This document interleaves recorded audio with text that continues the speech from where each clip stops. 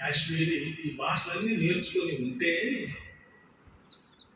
అది మన ఆత్మీయ జీవితానికి ఎంత ఉపయోగపడుతుందో తెలుసండి. చాలా ఉపయోగపడుతుంది.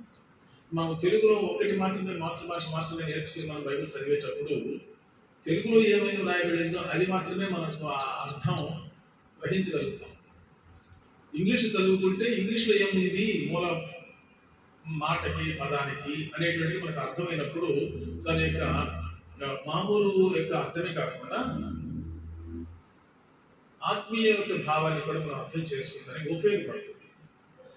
అలాగనే హిందీ నేర్చుకున్నారనుకోండి, హిందీలో ఏమని వ్రాయబడి ఉంది దేవుడు అనేటువంటి పదానికి, హిబ్రూ నేర్చుకుంటే హిబ్రూలో ఏమని వ్రాయబడి ఉంది, గ్రీక్ నేర్చుకుంటే దేవునికి ఆ పదానికి గ్రీకులో ఏమి వ్రాయబడి ఉంది దేవుడు అనే మాటకి, అలాగే ఇంగ్లీష్లో గాడ్ అనేటువంటి మాట ఉంది, తమిళ్లో దేవరు, కన్నడలో దేవరు అని ఉంది, దైవము దేవన్, తమిళ్లో దేవన్ అని అంటారు, కన్నడలో దేవరు అని అంటారు, ఆండవరే అంటే ప్రభు అని అర్థం. సో ఇలాగూ మనకి భాషల యొక్క జ్ఞానము మనకు వచ్చింది అనుకోండి, బైబుల్ చదివేటప్పుడు దేవుని యొక్క వాక్యం కాబట్టి. తెలుగు తెలిస్తే మనం ఆంధ్రప్రదేశ్లో మాత్రమే మనం దేవుని యొక్క వాక్యం బోధించడానికి ఉపయోగపడతాం. హిందీ నేర్చుకున్నాం అనుకోండి, హిందీ నేర్చుకునేది హిందీలో దేవుని యొక్క వాక్యం చదువుకుంటుంటే, పవిత్ర గ్రంథం అనేటువంటి దాన్ని మనం చదువుతుంటే మనం నార్త్ ఇండియా కూడా వెళ్ళి దేవుని యొక్క సేవ చేయవచ్చు కదా, ఉత్తర హిందూ దేశంలో కూడా వెళ్ళి దేవుని యొక్క సేవ చేయవచ్చు. అలాగే కలకత్తా వెళ్ళామనుకోండి, బెంగాలీ నేర్చుకుంటే విలియం కేరీ లాగా మన దేవుని యొక్క వాక్యాన్ని బోధించుకోవచ్చు. 1832లో విలియం కేరీ గారు ఆయన 1791లో ఇండియాకు వచ్చి 34 సంవత్సరాలు ఇక్కడ దేవుని యొక్క సేవ చేసి కలకత్తాలో సెటిల్ అయ్యి 32 భాషలు నేర్చుకున్నాడు. ఎన్ని భాషలు? 32 భాషలు నేర్చుకున్నాడు. అనర్గళంగా మాట్లాడగలుగుతాడు. అంతేకాకుండా రీడ్ అండ్ రైట్ బెంగాలీ మొట్టమొదటి నేర్చుకుని 6 నెలలు ప్రయాణం చేసి యూరప్ ఖండం నుంచి కలకత్తా వరకు వచ్చి హూగ్లీ నది దగ్గర చేరే లోపల బెంగాలీ భాష నేర్చేసుకున్నాడు. 6 నెలలు బెంగాలీ కూడా ఉన్నారు కదా. లండన్ నుంచి వచ్చే షిప్లో ఓడలో ప్రయాణం చేసి వస్తున్నటువంటి కలకత్తాగా చెందినటువంటి బెంగాలీ వాళ్ళు ఉన్నారు కదా, ఇంట్లో ఉన్నట్టే కదా మనం షిప్లో ఉంటే, ఓడలో ఉంటే. కాబట్టి ఉదయం లేచిన దగ్గర నుంచి రాత్రి పడుకునేంత వరకు కూడా వాళ్ళతో మనం మాట్లాడుతూ ఉంటాం కదా. వాళ్ళు హిందీలో లేకపోతే బెంగాలీలో మాట్లాడుతూ ఉంటారు. విలియం కేరీ గారేమో ఇంగ్లీష్లో మాట్లాడుతూ ఉంటాడు. వాళ్ళకి ఇంగ్లీష్ తెలియదు, ఇది బెంగాలీ తెలియదు. కాబట్టి యాక్షన్స్ ద్వారా, అభినయము ద్వారా, వాళ్ళ సైగల ద్వారా ఇతను మాట్లాడుతుంటే వాళ్ళు తమ సైగల ద్వారా వాళ్ళు మాట్లాడుతూ ఉంటుంటే వాళ్ళకి అర్థమయ్యి ఒక్కొక్క మాటకి అర్థాన్ని వాళ్ళు రాసుకుని నేర్చుకున్నారు ఇంగ్లీషు. ఈయనేం చేశాడు అంటే బెంగాలీ భాష రాసుకుని నేర్చుకున్నాడు. విదిన్ 6 monthsలో 6 నెలలలో విలియం కేరీ గారు బెంగాలీ భాష నేర్చుకుని అక్కడికి వెళ్ళగానే ఏం చేశాడు అంటే రాయటము, చదవటము, రాయటము, లిపి అంతా బెంగాలీ నేర్చుకుని నెక్స్ట్ ఇయర్లో ఆయన బెంగాలీలో ఇంగ్లీషు బైబిల్ తర్జుమా చేయటం మొదలుపెట్టాడు. ఏమంటే 32 భాషల్లో ఆయన మన హోలీ బైబిల్ పరిశుద్ధ గ్రంథాన్ని తర్జుమా చేయడానికి ప్రభు అతని తోడుగా అతను భార్య తీసుకొచ్చుకున్నాడు. ఆనందరాయుడు అనేటువంటి ఆయన, ఆనందరాయుడు అనేటువంటి తెలుగు సంస్కృత పండితుడు, ఆయన తీసుకుని వెళ్ళి చక్కగా ఇంగ్లీష్లో భాష ఉన్నటువంటి దానిని బెంగాలీలోనికి, తెలుగులోనికి, సంస్కృతంలోనికి తర్జుమా చేయడానికి విలియం కేరీ గారు దేవుని యొక్క వాక్యాన్ని తర్జుమా చేశారు. ఎంత ఆయన జీవితాన్ని సమర్పణ చేసుకోకపోతే భాషలో నేర్చుకోవటానికి వేరైతే ధ్యాస లేదు ఆయనకి. టీచర్గా పనిచేస్తూ మళ్ళీ డబ్బులు సంపాదించుకొని ఎవరి మీద ఆధారపడకుండా తన యొక్క వృత్తి తానే చూసుకుంటూ రాత్రి మగళ్ళు ఆయన ఏంటి అప్పుడు కరెంటు లేదు, దీపం వెలిగించుకొని, వ్యసనాలు పోసుకొని, గుడ్డు వెలిగించుకొని, కాగడాలు పెట్టుకొని వాళ్ళు చక్కగా రాత్రి మగళ్ళు దేవుని యొక్క వాక్యం చదువుకొని ఆయన తర్వాత దాదాపు 12 మంది లండన్ నుంచి వచ్చి అక్కడి నుంచి బైబిల్ తీసుకుని వచ్చి ఇంగ్లీష్ బైబిల్ తీసుకుని వచ్చి ఈయన తర్జుమా చేస్తే ఇవి తీసుకెళ్ళి లండన్ తీసుకెళ్ళి తెలుగులో తర్జుమా చేసి అక్కడ ప్రింటింగ్లు చేసి తీసుకొచ్చి ఇక్కడ తెలుగులోను బెంగాలీలోను ఒరియాలోను ఆ తర్వాత హిందీలోను అవన్నీ ప్రింటింగ్లు చేసి అందరికి పంచిపెట్టి ఏమంటే కాలినడకన ఒరియాలో ఒకసారి ఆయన వెళ్ళేటప్పుడు పురుషోత్తమ చౌదరి గారు కూడా అలాగే నేర్చుకుని ఏం చేశారంటే కాలినడకతో గ్రామములకు వెళ్ళి యేసుక్రీస్తు సువార్తను ప్రకటించారు. కాలినడకతో వెళ్ళి ఈరోజు మనకి చేతుల్లో ఉన్నటువంటి పరిశుద్ధ గ్రంథాన్ని చదవడానికి మనకి ఇంట్రెస్ట్ రావడం లేదు. ఎందుకు అంటే మొదట ఆత్మీయమైనటువంటి మార్పు, ఆకలి దప్పిక కావాలి. వాక్యం నిమిత్తమైనటువంటి ఆకలి దప్పిక కావాలి. నీతి నిమిత్తమై ఆకలి దప్పులు గల వారు ధన్యులు, వారు నీతి నిమిత్తం ఆకలి దప్పులు గల వారు ధన్యులు, వారు తృప్తిపరచబడతారు. ఆకలి దప్పిక తృప్తిపరచబడాలి కదా. సో ఈ ఆకలి దప్పిక ఉన్నటువంటి వాళ్ళని దేవుడు తృప్తిపరుస్తాడు. నాకు దేవుని యొక్క వాక్యం చదివి దాని గురించి నేను రీసెర్చ్ చేయాలనుకుంటే ఎప్పుడు 4 గంటలు రీసెర్చ్ చేస్తూనే ఉంటాను అన్నమాట. ఇప్పటికీ కూడా చేస్తూనే ఉంటాను నేను. ఎందుకంటే ఈ కంప్యూటర్ లేకుండా రీసెర్చ్ బైబుల్స్ ఉన్నాయి నా దగ్గర. తెలుగు, ఇంగ్లీషు, హిందీ, కన్నడ, తమిళ్ అన్నీ ఉన్నాయి నా దగ్గర. అన్ని చదువుతూ ఉంటాను అన్నమాట.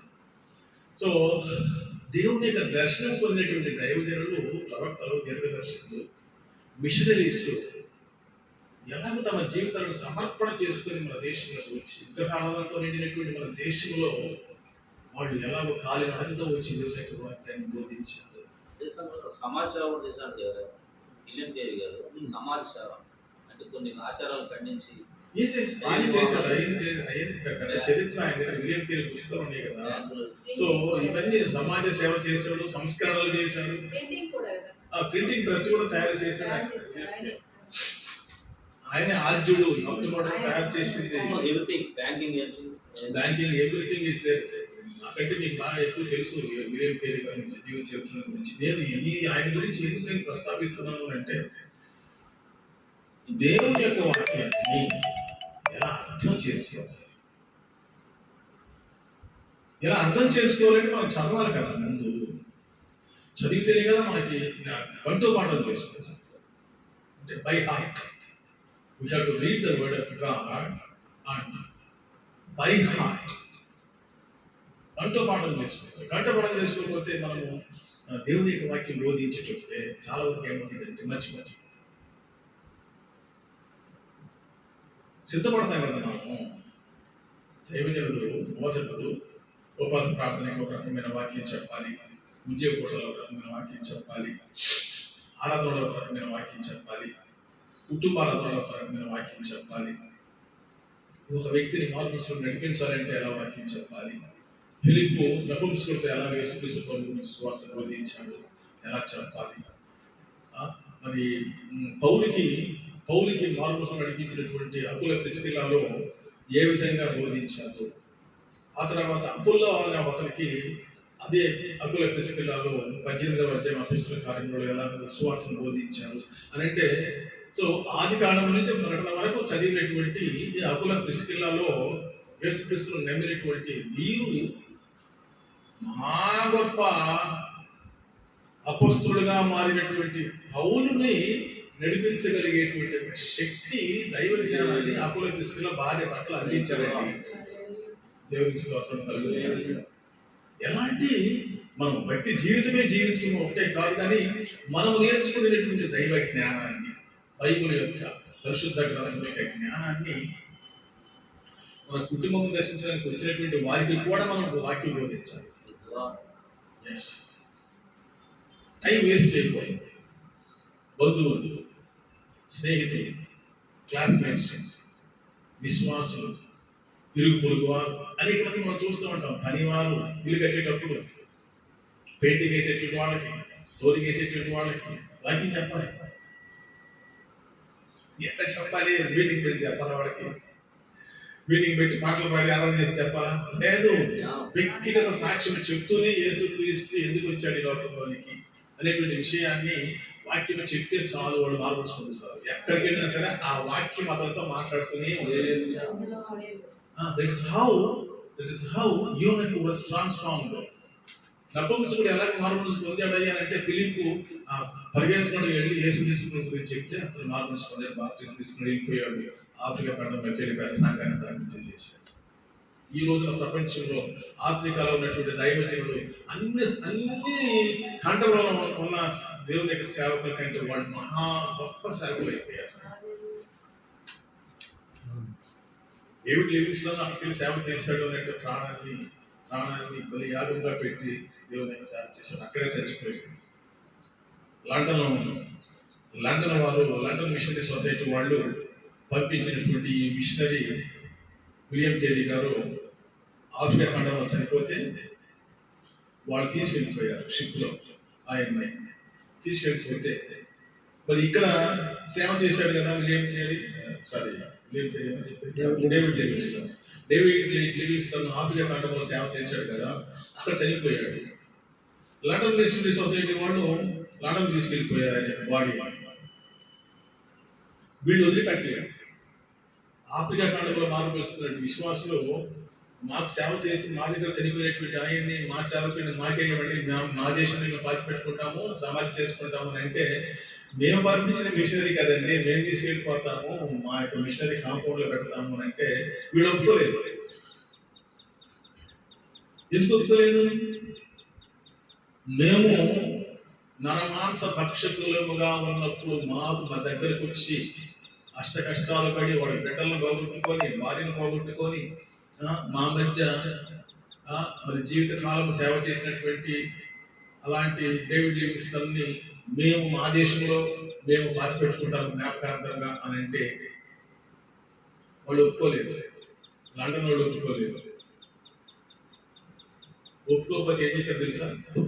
ఆయన శరీరము మీ ఊళ్ళో మీ మిషన్ కాంపౌండ్ లో పెట్టుకున్నారు. అది అన్న మాట ఏంటో తెలుసా? డేవిడ్ లివింగ్స్టన్ యొక్క గుండె మా దేశంలో కొట్టుకుంటుంది, ఆఫ్రికా ఖండంలో ఉంది. ఆయన గుండె మీరు బాడీ పెట్టుకున్నారు, కానీ ఆయన హృదయము మా దేశంలో ఉంది. కాబట్టి ఆయన గుండె మాకు కావాలన్నారు. అప్పుడు ఓపెన్ చేసి సమాధి ఆయన బాడీ ఆపరేషన్ చేసి ఆయన గుండెని తీసి ద్రావకంలో పెట్టి ఆఫ్రికా ఖండాన్ని పంపిస్తే ఆఫ్రికా ఖండ విశ్వాసులు, క్రైస్తవ విశ్వాసులు డేవిడ్ లివింగ్స్టన్ యొక్క గుండె తీసుకొచ్చి అక్కడ వాళ్ళ మిషనరీ కాంపౌండ్ లో పెట్టుకున్నారు, సమాధి చేశారు. ఇప్పటికీ ఉంది. అలా చేశారండి దేవుని యొక్క సేవను చేశారు. ఇప్పుడు ఈ చరిత్ర తెలియకపోతే మనకి ఎలా విశ్వాసం కలుగుతుంది? కాబట్టి మిషనరీస్ యొక్క చరిత్ర మనం తప్పకుండా తెలుసుకోవాలి, చదవాలి. ఐ రిక్వెస్ట్ దైవజనులను, విశ్వాసులను, స్వార్థికులను కూడా నేను కోరేది ఏంటి అంటే, don't waste your precious time. దేవుడు మీకు ఇచ్చేటువంటి జీవితాన్ని వేస్ట్ చేయవద్దు, వ్యర్థపరచవద్దు. ఎక్కడో చోట దేవుని యొక్క వాక్యం బోధించడానికి వెళుతూనే ఉండాలి. ఎల్లప్పుడూ ప్రార్థన చేయమన్నాడు కదా యేసుక్రీస్తు ప్రభువు. మరి దేవుని యొక్క బోధ చేసేది ఎప్పుడు, సేవ చేసేది ఎప్పుడు అని అంటే, హౌ టు డివైడ్ ద టైంని ఎలా మనం డివైడ్ చేసుకోవాలి అని అంటే దానికి చెప్తాను. 1965 మార్పులు పొందినప్పుడు యేసుదాస్ గారని ఒక అతను ఆర్టీసీ కండక్టర్ మార్పులు పొందాడు. అతను ఎలాంటి ప్రార్థన చేసేవాడు అని అంటే, ఎప్పుడు ప్రార్థన చేస్తుండేవాడు. ఆయన కాలేజీకి వెళుతున్నప్పుడు నడుస్తూ ప్రార్థన చేసేవాడు, అక్కడ తిరిగి వస్తున్నప్పుడు నడుస్తూ ప్రార్థన చేసేవాడు, భోజనం చేసేటప్పుడు ప్రార్థన చేసేవాడు, స్నానం చేసేటప్పుడు ప్రార్థన చేసేవాడు. ఎప్పుడు కూడా కన్నీళ్లతో ప్రార్థన చేస్తుంది. జస్ట్ లైక్ ఇర్మియా ప్రవక్త లాగా, వీకింగ్ ప్రాఫిట్ లాగా అతను ప్రార్థన చేస్తుండేవాడు అన్నమాట. ఇది నేను వినేటువంటి సాక్ష్యం. ఇది మందర్లో అతను చదువుకునేటప్పుడు రక్షణ పొంది మారుమలుసుకునేటువంటి వాడు జీవము ప్రాణములాగా నిత్యము ప్రార్థన చేస్తూనే ఉంటాడు. పడుకున్నా కానీ, కష్టం వచ్చినా, నష్టం వచ్చినా, బాధ వచ్చినా, శ్రమ వచ్చినా, కాలేజీకి వెళుతున్నా, స్కూల్కి వెళుతున్నా, పనికి వెళుతున్నా, నడుస్తున్నా, ఇంట్లో వంట చేస్తున్నా, నీళ్లు తీస్తున్నా, ఇల్లు ఊడుస్తున్నా, ఏది చేస్తున్నప్పటికీ కూడా నువ్వేం చేయాలన్నమాట? ప్రార్థన చేయాలి. ఆ సబ్జెక్టు దేని కొరకు ప్రార్థన చేయాలో దేవునికి పరిశుద్ధాత్మ ద్వారా నీకు అప్పుడు ఇవ్వబడుతుంది. నిత్యము ప్రార్థన చేయటం అంటే, ఎల్లప్పుడూ ప్రార్థన చేయటం అంటే దాని యొక్క మీనింగ్ అదే. ఒకడు నేను తిడుతున్నప్పటికీ కూడా, సంభాషణ చేస్తున్నప్పటికీ కూడా హృదయాంతరంగా కూడా నువ్వు ప్రార్థన చేస్తూనే ఉండాలి. వాళ్ళని క్షమించు, వాళ్ళని క్షమించు, వాళ్ళని తిడుతున్నారు, నన్ను పూతలు వాడుతున్నారు, నువ్వు క్షమించు ప్రభు, వాళ్ళని నేను క్షమించేటట్టు నాకు నీ ఆత్మ దయచే ప్రభు అని లోపల నువ్వు ప్రార్థన చేసుకుంటూనే ఉండాలి. అది ఎల్లప్పుడూ ప్రార్థన చేయటం అని అంటే, వాక్యం బోధించేటప్పుడు ముందు ప్రార్థన చేస్తాం, ఐదులో ప్రార్థన చేస్తాం. సో ఇవన్నీ కూడా ఏంటంటే నిత్యము ప్రార్థన చేయటం ఎలా? ప్రయాణం చేసేటప్పుడు, పడుకునేటప్పుడు, లేచేటప్పుడు, సమస్త సమయంలో కూడా ప్రార్థన చేయటం అలవాటు చేసుకోవచ్చు. ఇది చేస్తే ఏమవుతుంది తెలిసినా, సైతానుడు మన దగ్గరికి రాలేడు, మనల్ని ముట్టలేడు. ఎలీషాను ఆయన చనిపోయినప్పుడు ఆయన శరీరంలో సమాధి చేస్తే, 2వ గ్రంథంలో ఆయన సమాధి చేస్తే ఆ సమాధి, ఆ చనిపోయిన వ్యక్తిని బాడీ తీసుకొచ్చి ఎలీషా యొక్క సమాధి మీద పెట్టారు. ఆ పెట్టగానే, ఆ బాడీ తగలగానే, సమాధికి ఆయన పెట్టెకి తగలగానే ఈ చనిపోయినటువంటి వాడు లేచి కూర్చున్నాడు. అంటే ఎలీషా ఎలాంటి గొప్ప ప్రవక్త అని అంటే, ఏలియా దేవా ఎక్కడ నువ్వు ఉన్నావన్నాడు 2వ అధ్యాయం రాజుల గ్రంథంలో. అన్ని రథముల మీద ఏలియా దేవుడు తీసుకుని వెళ్ళిపోతాడు ఉంటుంటే, అప్పుడు ఎలీషా ఏమంటున్నాడు? ఇశ్రాయేలు యొక్క నీవే కదా, గుర్రములు రథములు నీవే కదా అని అంగలారుస్తూ ఉన్నాడు ఎలీషా. అలాంటి మహా గొప్ప ప్రవక్త అయిపోయినటువంటి ఎలీషా. ఏలియా 7 ప్రవచనాలు పలికితే ఎలీషా 14 ప్రవచనాలు పలికాడని బైబిల్ చెబుతుంది. డబల్ ప్రవచనాలు పలికాడు ఎలీషా. అంత మహా గొప్ప ప్రవక్తగా తయారయ్యాడు ఎలీషా ప్రవక్త. అంటే ఆయన యొక్క ప్రాణము, ఆత్మ, శరీరంలో కూడా దేవుని యొక్క ఆత్మలో నింపబడ్డాడు. అందుకని ఆయన చనిపోయినటువంటి శరీరంలో కూడా దేవుని యొక్క ఆత్మ ఇంకా పనిచేస్తూ ఉంది అని అంటే, ఇది ఎంత మహిమకరమైనటువంటి జీవితం జీవించాడు, ఎంత మహిమకరమైన జీవితం జీవించాడు. కూర్చోవచ్చు. ఎలాంటి మహిమకరమైనటువంటి ఆత్మీయ జీవితము జీవించాడు. If you are filled with the Holy Spirit, నీవు దేవుని యొక్క ఆత్మతో నింపబడి ఉన్నట్లయితే ఎలా ఉంటుందో తెలుసునా?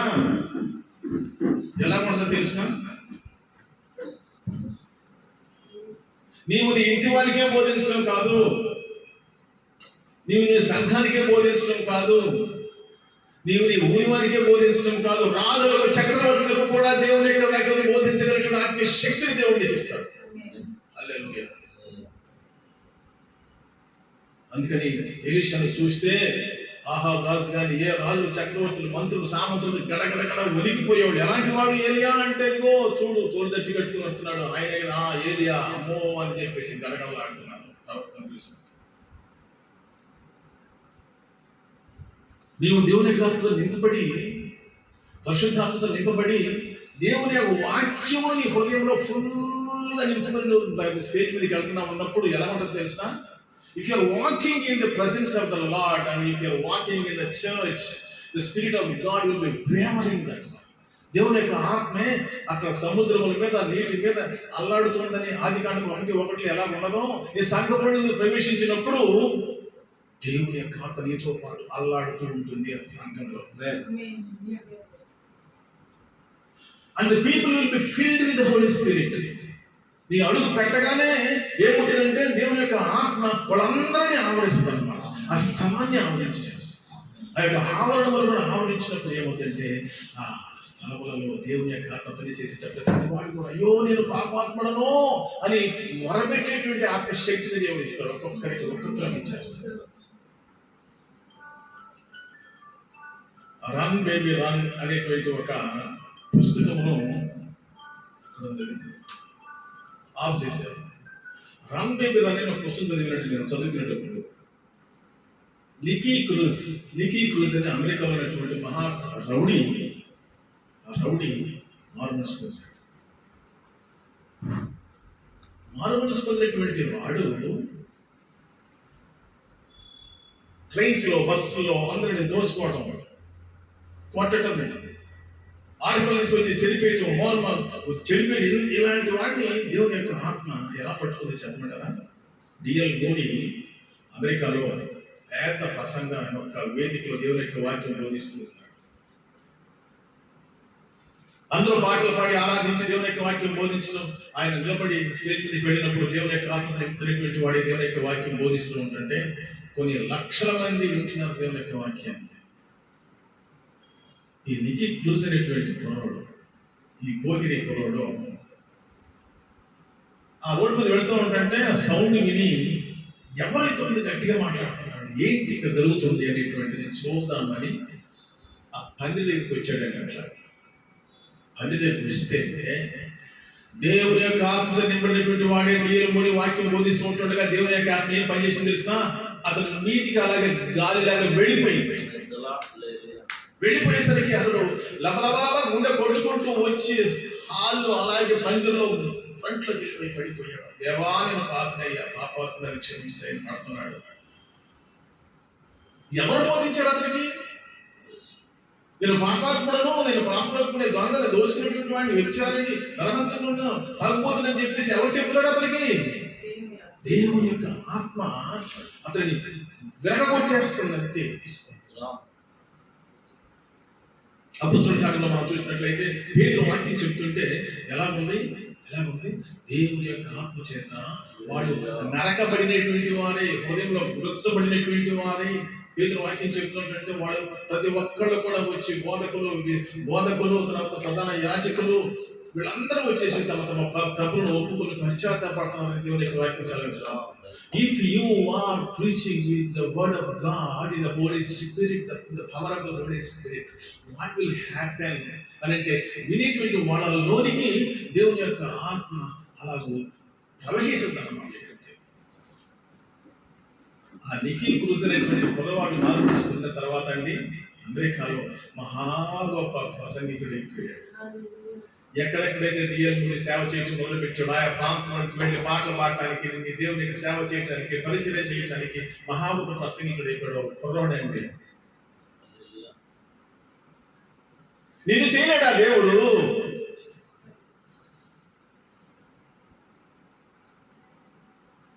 యోగ్యత ఏంటి మనకి కావలసినటువంటిది? ఒబీడియన్స్. దేవుని యొక్క ఆత్మీయ స్వరానికి లోబడే మనసు కావాలి మనకి. What the Lord, the Spirit of God is talking to you, you have to obey the voice of God. ఏదైతే దేవుని యొక్క ఆత్మ ద్వారా నీకు బోధించబడుతున్నదో దానికి లోబడటమే దేవుడు నిన్ను వాడుకునేటువంటి దానికి మూలం.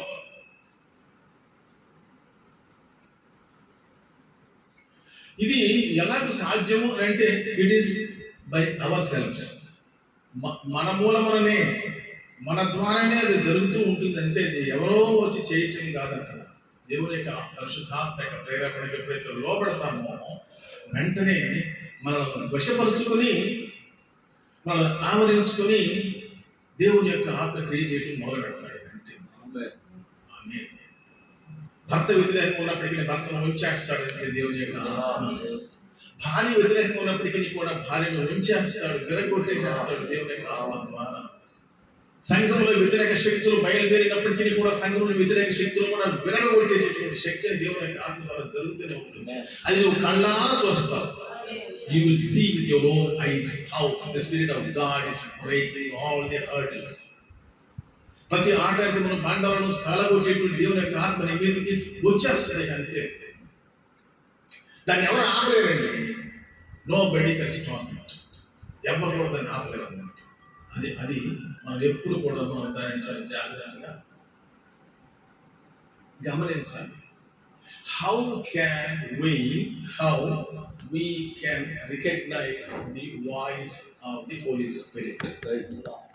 మనం ఎలాగో దేవుని యొక్క స్వరమును మనము దేవుని యొక్క స్వరమును ఎలా మనం గుర్తించగలుగుతాము? మనము దేవుని యొక్క స్వరమును ఎలా, హౌ టు రికగ్నైజ్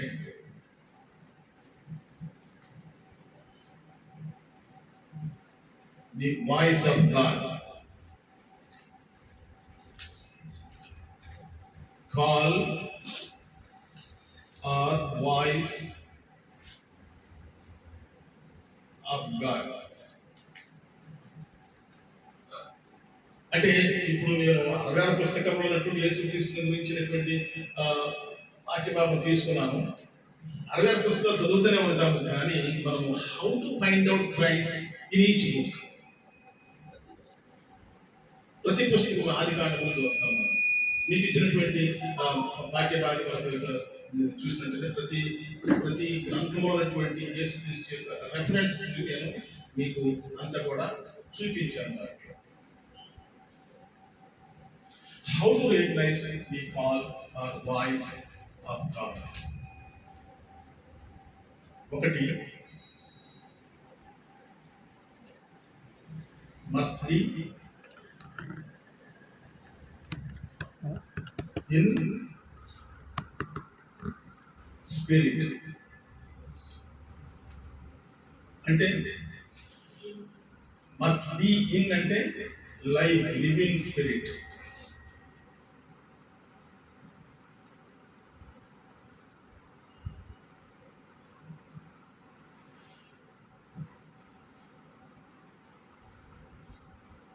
చచ్చిన సమాధానికి వెళ్ళి ఊరి లేల బిర్యానీ తినడానికి తెలుస్తాడు వాడు. వాళ్ళు ఏం లేదు, జీవం లేదు. కాబట్టి మానవుడికి ఏం కావాలి? మనిషికి మానవుడికి లైఫ్ కావాలి.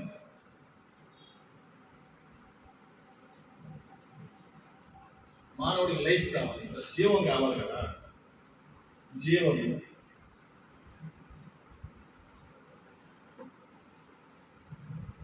యేసుక్రీస్తు ప్రభు ఏమన్నారు?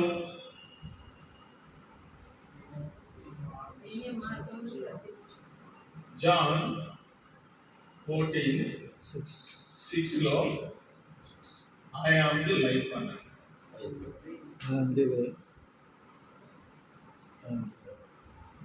నేనే మార్గమును జీవమును సత్యము అన్నాడు. సో ఒక మనుషులు బ్రతకాలి అని అంటే, దేవుని యొక్క స్వరమును వినాలి అని అంటే, గుర్తించాలి అని అంటే, దేవుని యొక్క వాయిస్, దేవుని యొక్క స్వరాన్ని గుర్తించాలి అని అంటే మానవుడికి ఏం కావాలి? జీవం కావాలి. ఇప్పుడు ప్రాణాత్మ శరీరములు,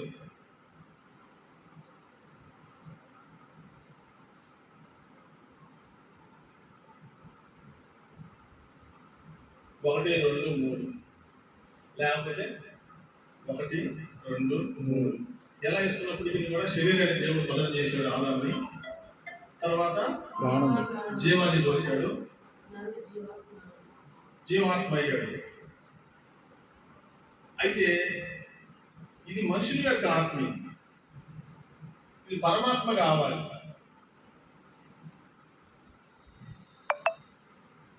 ఇందులో ఉంది యాక్చువల్గా సీక్రెట్. పరమాత్మ కావాలి. నిన్ను నువ్వు రక్షించుకోలేవు కదా, నీకే నువ్వు పరలోకానికి వెళ్ళలేవు కదా. పరలోక సంబంధమైన వాటిని నువ్వు తెలుసుకోవాలి అని అంటే ఈ లోక సంబంధమైన ఆత్మ కలిగినటువంటి వాడిపై పరలోకం యొక్క మర్మాలు నీకు అర్థం కాదు, తెలుసుకోలేవు, గుర్తించలేదు.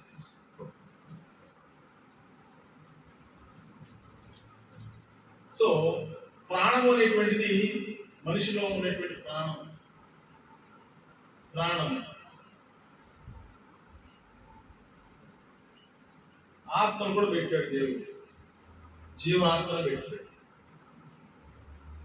మొట్టమొదటినటువంటిది శరీరం.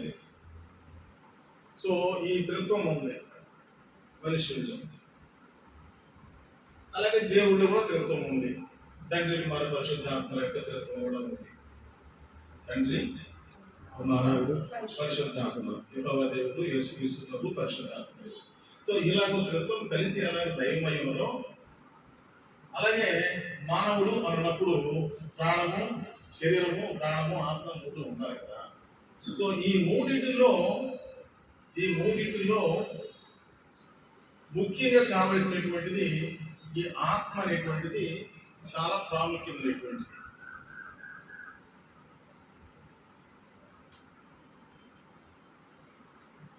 ఈ ఆత్మ ద్వారానే నువ్వు దేవుని యొక్క స్వరాన్ని గుర్తించగలుగుతావు. You can recognise the voice of the Holy Spirit or the voice of God by your own spirit which is granted by God.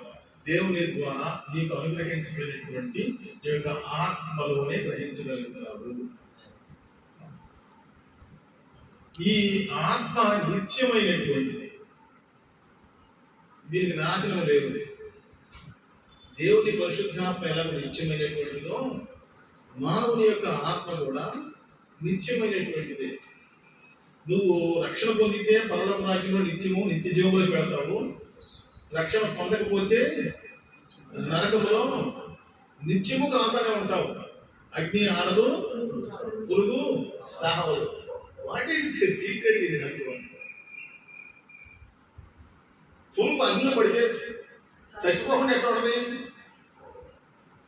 అది కామన్ సెన్సే కదండి. అది ఏ వస్తువుని అగ్నిలో పడేస్తే కాలిపోయి బూడిదైపోతుంది కదా. మరి అలాంటప్పుడు మానవుని యొక్క శరీరాన్ని, మానవుని యొక్క ఆత్మను అగ్నిలో పడవేస్తే అది ఎందుకు కాలి నాశనం కావడం లేదు? చెప్పండి మీరు. దేవుని నుంచి వచ్చింది, దేవుడికి ఇచ్చేస్తున్నాం కదా. శరీరం ఉండదండి, మహిమ శరీరం వస్తుంది. ఏదో చెప్తున్నారు, మహిమ శరీరం. మహిమ శరీరం. మహిమ శరీరం అంటే పరలోక రాజ్యంలో ఉండబోయేటువంటి వారికి ఇవ్వబడేటువంటిది మహిమ శరీరం. ఇది పాప శరీరమే. పాప శరీరం.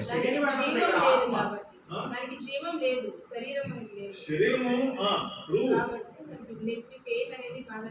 అలా కాదండి, నేను పాపంలోనే తెచ్చిపోయానండి, అది పాప శరీరం. ఇప్పుడు నరక మనుషులు నిత్యం ఉందా లేదా? అప్పుడు నిత్యం నీకు అంతం ఉండాలి కదా. నాకు అంతం లేదే. నిత్య నరకము, నిత్య జీవం రెండు ఉన్నాయి లేదా? ఒకటి నిత్య జీవము అనుకున్నప్పుడు, నిత్య జీవము. రెండోది నిత్య నరకం. నిత్య నరకం. నరకం. ఈ రెండు ఇటర్నల్, నిత్యం. ఇందాక మేడం గారు చెప్పారు, ఇందులో మనకు ఆత్మ ఉంది కాబట్టి ఇది నిత్యమైనటువంటి. ఒకటి నరకానికన్నా వెళ్ళాలి, జీవమునికన్నా వెళ్ళాలి, పరలోకానికన్నా వెళ్ళాలి. 1966 సంవత్సరంలో నేను మార్పు తీసుకున్న తర్వాత మెడ్రాస్లో ముస్లింలు ఇద్దరు వచ్చారండి. ముస్లింలు ఇద్దరు వచ్చి మేము కూడా పాట పాడతామన్నారు. క్రిస్మస్ అనమాట అది. ఆ క్రిస్మస్లో అందరూ క్రిస్మస్ పాటలు పాడుతున్నారు, మంచి మంచి పాటలు పాడుతున్నారు. పాడుతుంటే ఒకతను పంచి కట్టుకున్నాడు, ఒకతను లుంగి కట్టుకున్నాడు. వాళ్ళందరూ వచ్చి మేము కూడా పాటలు పాడతామన్నారు. ఏంటి బాబు, మనం క్రిస్మస్ క్యాలెండర్ సర్వీస్ చేసుకుంటే ముసలి నుంచి పాట పాడతామంటున్నారు అనుకొని మేము సరే లెక్క చేయాల అని మా సువార్థికులు అంటే సరే పాటలు అవకాశం ఇవ్వండి వాళ్ళకి అని అంటే వాళ్ళు వచ్చి స్థానికులు కదా పాట పాడారు.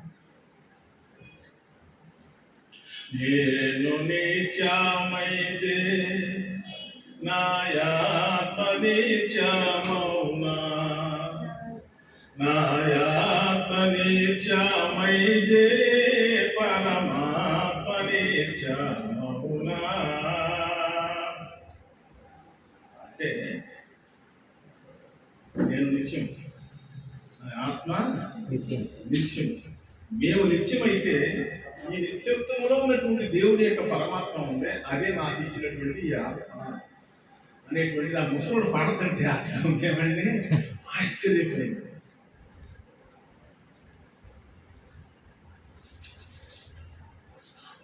బలవంటిది ఈ రాయి ఈ దారి భలే అద్భుతమైనది ఈ దారి ఆవుకు రంగులున్నాయి గాని పాలకు రంగులున్నాయా ఆవు వంటి వాడు దాసుడైతే పాల వంటి వాడు నా యేసు. ఏం పాడాడండి పాటలో? ఎటువంటిది ఈ దారి భలే అద్భుతమైనది ఈ దారి ఏటికి వంకరలున్నాయి గాని నీటికి వంకరలున్నాయా ఏటికి రంగులున్నాయి గాని నీటికి రంగులున్నాయా పాడాను. నిత్యము ఈ నిత్యత్వాన్ని మనకు దేవుడు అనుగ్రహించాడు. God has granted this eternal life to us. మనకు ఈ నిత్యత్వాన్ని అనుగ్రహించాడు అని అంటే how we should be grateful to God.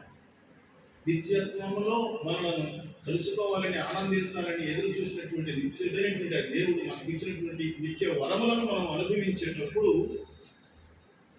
ఎంత నమ్మకంగా మనం జీవించాలి. How blessed you are. నువ్వు ఎంత దీవించబడినటువంటి వాడు, ఎంత ఆశీర్వదించబడినటువంటి వాడు, నిన్ను ఎంత గొప్పగా దేవుడు వాడుకుంటున్నాడు. నీ విలువ నీకే తెలియదు. You can't understand. You don't understand your value. God has given to you. నిత్యమైనటువంటి విలువను దేవుడు నీకు అనుగ్రహించాడు. దేనితో కూడా నువ్వు కొలవలేవు అన్నమాట. You cannot compare. దేనితో కూడా నువ్వు పోల్చలేవు. అలాంటి విలువను, నిత్యమైనటువంటి విలువను దేవుడు నీకు అనుగ్రహించాడు.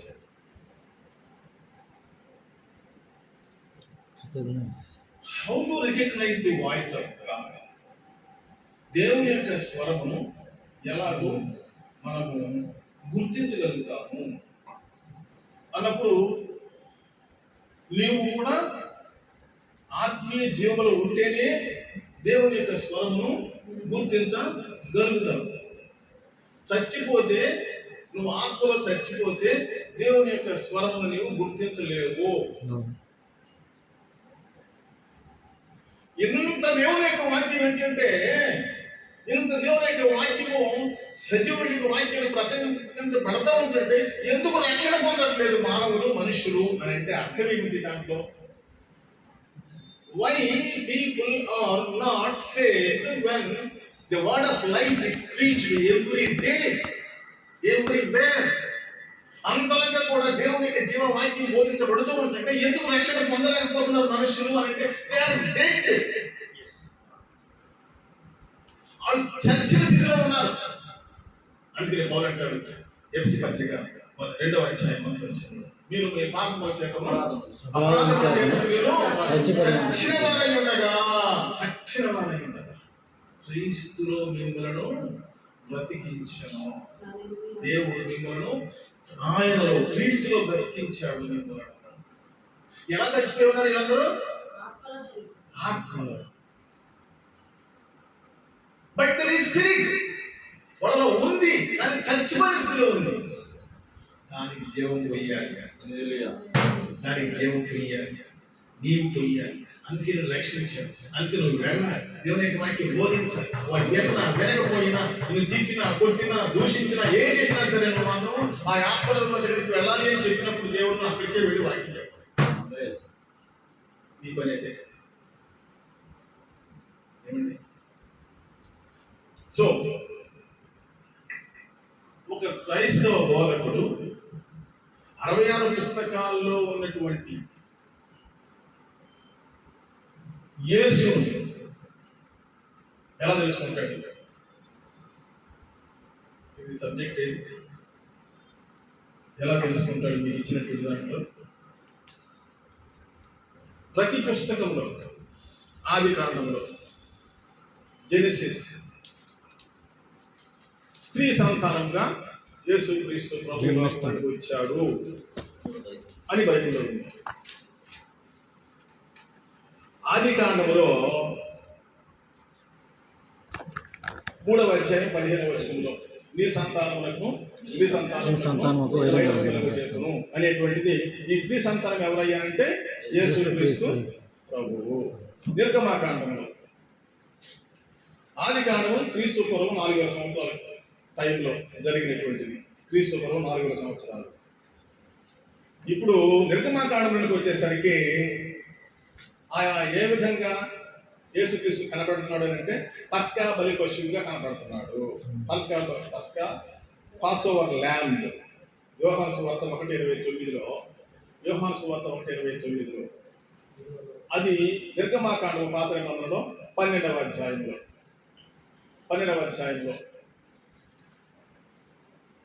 మన పితరుడైనటువంటి అబ్రహాము తన కుమారుడైనటువంటి ఇస్సాకును యెహోవా దేవునికి బలిగా అర్పించినప్పుడు అది పస్కా బలి పశువుగా అక్కడ మనకు యేసుక్రీస్తు ప్రభువు నిర్గమాకాండంలో కనపడుతూ ఉన్నాడు. అది నిర్గమాకాండం 16, యోహాను సువార్త 6, నిర్గమాకాండం 17, 1 కొరింథీ పత్రిక 10వ అధ్యాయము 4వ వచనం. 3వది లేవియ కాండంలో ప్రధాన యాజకుడిగా యేసు ప్రభు కనపడుతూ ఉన్నాడు. హై ప్రీస్ట్ లేవియ కాండము 1-7 అధ్యాయాలు యేసుక్రీస్తు ప్రభువు ప్రధాన యాజకుడిగా మనకు కనబడుతూ ఉన్నాడు. అలాగనే స్కేప్ గోట్గా బలి పశువుగా లేవియ కాండము 16వ అధ్యాయము 7వ వచనం. 16వ అధ్యాయం 7వ వచనం. ఆ తర్వాత సంఖ్యాకాండంలో మేఘ స్తంభముగాను అగ్ని స్తంభముగాను యేసుక్రీస్తు ప్రభు మనకు ప్రత్యక్షమవుతూ ఉన్నాడు. దానికి సంఖ్యాకాండం 24వ అధ్యాయం 17వ వచనము మరియు సంఖ్యాకాండం 20వ అధ్యాయము. ఇది 1900 క్రీస్తు పూర్వం 1900 సంవత్సరంలో జరిగినటువంటి చరిత్ర. సంఖ్యాకాండములో యేసుక్రీస్తు ప్రభు పగలు మేఘస్తంభములోను రాత్రి అగ్నిస్తంభంలోను ప్రత్యక్షమై తన ప్రజలైనటువంటి ఇశ్రాయేలు జనాంగాన్ని కాపాడుతూ వచ్చాడు. లేకపోతే ఇశ్రాయేలు జనాంగమే ఉండేది కాదు. ఎర్ర సముద్రంలో మునిగిపోయి నాశనమైపోయేది. ద్వితీయోపదేశ కాండము మోషే వంటి ప్రవక్త మీ మధ్యలో పుడతాడు అనగా ఎవరు మోషే వంటి ప్రవక్త పుట్టింది? యేసుక్రీస్తు ప్రభువు. అది సంఖ్యాకాండం 24వ అధ్యాయం 17వ వచనము. సంఖ్యాకాండము 24వ అధ్యాయం 17వ వచనము. తర్వాత ద్వితీయోపదేశ కాండము 18వ అధ్యాయం 15వ వచనము. ద్వితీయోపదేశ కాండము 18వ అధ్యాయము 15వ వచనము. దానికి క్రొత్త నిబంధనలో యోహాను సువార్త 6వ అధ్యాయము 14వ వచనము. యోహాను సువార్త 6వ అధ్యాయం 14వ వచనము. ఆ తర్వాత ద్వితీయోపదేశ కాండము 32:43. దానికి సరి సమానమైనటువంటి ఈక్వాలిటీ కొత్త నిబంధనలో లూకాసు వార్త 2వ అధ్యాయము 13-14 వచనాలు. పాత నిబంధనలోనేమో ద్వితీయోపదేశ కాండము 32:43, లూకాసు వార్తలో 2వ అధ్యాయము 13-14 వచనాలు. తర్వాత యెహోషువ గ్రంథంలో 1400 సంవత్సరాలు క్రీస్తు పూర్వం యెహోషువ గ్రంథంలో ఆయన మన రక్షణ నాయకుడిగా the captain of our salvation రక్షణ నాయకుడిగా మన యేసుక్రీస్తు ప్రభువు అక్కడ పరోక్షంగా మనకు కనబడుతూ ఉన్నాడు. దానికి క్రొత్త నిబంధనలో యోహాను సువార్త 5వ అధ్యాయము 13వ వచనం నుండి 15వ వచనం వరకు సారీ జాషువా, యెహోషువ, జాన్ కాదు, జాషువా, యెహోషువ గ్రంథంలో 5వ అధ్యాయము 13-15 వచనములలో ఇది మనం చూస్తాము. Typified in the person of Joshua, our leader into the promised land. వాగ్దాన భూమిలోనికి ప్రవేశపెట్టినటువంటి యెహోషువగా యేసుక్రీస్తు ప్రభువు పరోక్షముగా మనకు యెహోషువ గ్రంథంలో 5వ అధ్యాయము 13-15 వచనాల్లో మనకు చక్కగా ప్రత్యక్షపరచబడుతూ ఉన్నాడు. ఆ తర్వాత నేను మీకు చెప్పేటువంటిదంతా కూడా చాలా సింపుల్గాను క్లుప్తంగా డబల్గా చెప్పేస్తున్నాను. దయచేసి మీరు నోట్ చేసుకుంటే మీరు తర్వాత బైబిల్ స్టడీకి మీకు చాలా ఉపయోగపడుతుంది. రూతు గ్రంథంలో మన విమోచకుడు, Kings man the redeemer, Kings man redeemer, Ruth గ్రంథంలో విమోచకుడు. రూతు గ్రంథము 4వ అధ్యాయము 12వ వచనము, అలాగే రూతు గ్రంథము 2వ అధ్యాయం 1వ వచనము. నయోమి తన కోడలైనటువంటి రూతును బోయజ్ దగ్గర పంపించింది. బోయజేనా? సో ఆయన ఇశ్రాయేలు ప్రజలకు విమోచకుడుగా అక్కడ పరోక్షంగా మనకు కనపడుతూ ఉన్నాడు. తర్వాత 1-2 సమూయేలు గ్రంథాల్లో the profit of the lord, ప్రవక్త అయిన ప్రభువు యేసుక్రీస్తు ప్రభువే ఒక ప్రవక్తగా అక్కడ మనకు రూపించబడుతూ ఉన్నాడు. 1వ సమూయేలు గ్రంథము 2:10, 1వ సమూయేలు గ్రంథము 2:10. దానికి సమాంతరమైనటువంటి వాక్యం క్రొత్త నిబంధనలో మత్తయి సువార్త 28:18 మత్తయి సువార్త. తర్వాత 2వ సమూయేలు గ్రంథము 23:2.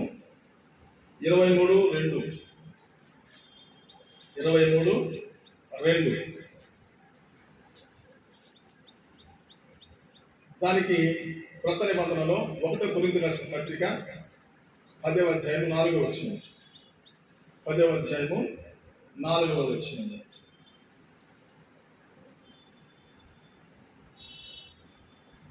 తర్వాత మొదటి సమూయేలు 22వ అధ్యాయంలోనూ ఉంది, 1వ సమూయేలు 18వ అధ్యాయంలో కూడా ఈ వాగ్దాన ప్రవక్త ప్రభువుని గురించి ఇక్కడ రాయబడి ఉంది. ఏంటది? యోనాతాను గురించి, ఫెయిత్ఫుల్ ఫ్రెండ్ గురించి, తర్వాత typified in the life of David, రాజైనటువంటి యేసుక్రీస్తు గురించి ఇక్కడ రాయబడి ఉందన్నమాట. సో ఇవన్నీ పోలికలు యేసుక్రీస్తు ప్రభువుగా ప్రవక్తగా రూపించబడినవి. తర్వాత రాజుల గ్రంథాల్లో 1-2 రాజుల గ్రంథాల్లో పరిపాలించేటువంటి రాజుగా,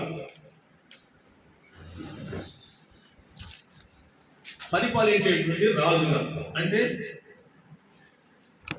ద రైనింగ్ కింగ్, మొదటి రాజులు 2వ రాజులలో మనము రెఫరెన్స్ చూస్తే 2వ రాజుల గ్రంథము 4:42, 2వ రాజు 4:42. హీలింగ్ లెపర్, కుష్ఠరోగులను స్వస్థపరిచినటువంటి వాడు, 2వ రాజులు 4:42. హీలింగ్ లెపర్, లూకాస్ 2వ రాజులు 5వ అధ్యాయంలో ఎవరతను? కుష్ఠరోగి నయమాను బాగు చేసినటువంటి వాడుగా ఇక్కడ పరోక్షంగా యేసుక్రీస్తు ప్రభువును చూపిస్తూ ఉన్నారు. 2వ రాజులు 4:42, 2వ రాజులు 5వ అధ్యాయం. 4:42 ఏముంది? ఆ యొక్క నీళ్ళని, చేదు నీళ్ళని మధురమైన నీళ్ళగా మార్చినటువంటి వాడు ఎలీషా. స్వస్థపరిస్థితి చేదు నీళ్ళని స్వస్థపరచండి, మంచి నీటిగా మార్చినటువంటి వాడు. అలాగే గ్లోరియస్ టెంపుల్, మొదటి 2 దినవృత్తాంతములు, 2 దినవృత్తాంతములు దేని గురించి రాయబడినవి అని అంటే ది గ్లోరియస్ టెంపుల్, మహిమకరమైనటువంటి దేవుని యొక్క ఆలయముగా యేసుక్రీస్తు ప్రభువుని రూపిస్తూ ఉన్నారు. ఇక్కడ మహిమకరమైనటువంటి ఆలయము. యేసుక్రీస్తు రూపిస్తూ ఉన్నారు. ఎలాగోనంటే మొదటి దినవృత్తాంతములు 5:2, మొదటి దినవృత్తాంతములు 5:2, దానిని కొత్త నిబంధనలో లూకా సువార్త 3:23, లూకా సువార్త 3:23. ఆ తర్వాత రెండు దినవృత్తాంతములు 9:22, ది విజ్డమ్ ఆఫ్ సొలొమన్, దేవుని ఆలయం కట్టడంలో విజ్డమ్ ఆఫ్ సొలొమన్ రాసినటువంటి సామెతల గ్రంథం కానీ అపగీతం కానీ అన్నీ కూడా రెండవ దినవృత్తాంతములలో 9:22లో కూడా దేవుని యొక్క జ్ఞానం బట్టి దేవుని యొక్క ఆలయం కట్టబడింది. అంటే ఆ దేవుని జ్ఞానమునే యేసుక్రీస్తుగా రూపించబడుతూ ఉన్నారు కదా. యెజ్రా గ్రంథంలో ద ఫెయిత్ఫుల్ స్క్రైబ్ అంటే నమ్మకమైన యాజకుడు, యేసుక్రీస్తు ప్రభు కూడా ప్రధాన యాజకుడిగా మన హెబ్రీ పత్రికలో వివరించబడుతూ ఉన్నది. యెజ్రా గ్రంథము 4వ అధ్యాయము. నెహెమ్యా గ్రంథంలో the builder of the walls, పడిపోయినటువంటి గోడలను తిరిగి నిర్మించినటువంటి వాడు. నెహెమ్యా గ్రంథం మొత్తం యేసుక్రీస్తు ప్రభు పడిపోయినటువంటి యెరూషలేము గోడలు ఎలా కట్టారో, అలాగే పడిపోయినటువంటి క్రైస్తవ మత గోడలను, స్తంభములను కూడా సంఘ చరిత్రలో కూడా పడిపోయినటువంటి దానికి కట్టేటువంటి వాడు యేసుక్రీస్తు ప్రభు అయి ఉన్నాడు. మంచి గొర్రెల కాపరి, కీర్తన గ్రంథంలో యేసుక్రీస్తు ప్రభు గురించి వర్ణించబడినటువంటిది మంచి గొర్రెల కాపరి. The Lord who is our shepherd, the Lord who is our shepherd, Messiah would be the son of God. అంటే కీర్తనలు 2:7లోను 12వ వచనంలోను, కీర్తనలు 2:7, మత్తయి సువార్త 17వ అధ్యాయం 5వ వచనం, మత్తయి సువార్త 17వ అధ్యాయం 5వ వచనం.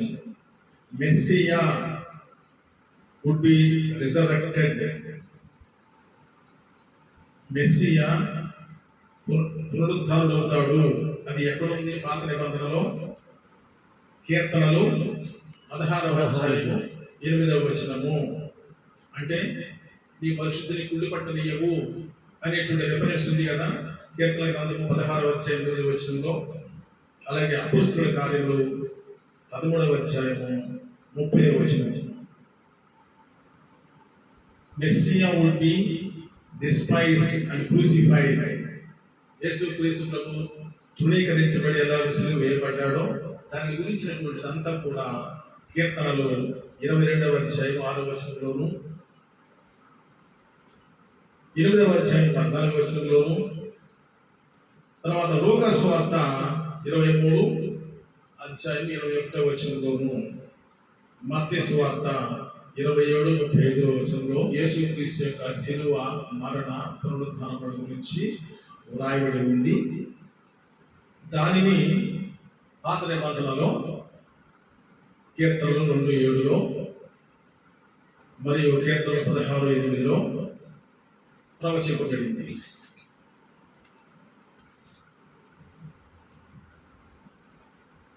కీర్తన గ్రంథంలో ఇంకొక భాగము గొర్రెల కాపరి అయిన ప్రభు అయిన క్రీస్తు ఎలాగో అని అంటే నేను వరుసగా చదువుతాను. కీర్తన 69:4, లూకా సువార్త 23:13. అంటే ప్రవచనము దాని యొక్క నెరవేర్పు రెండు చెప్తున్నాను నేను. తర్వాత కీర్తన 110:1, 1 పేతురు 3:21, మెల్కీసెదెకుగా కీర్తనలో 118:22, కీర్తనలో 118:22, మత్తయి సువార్త 21:42,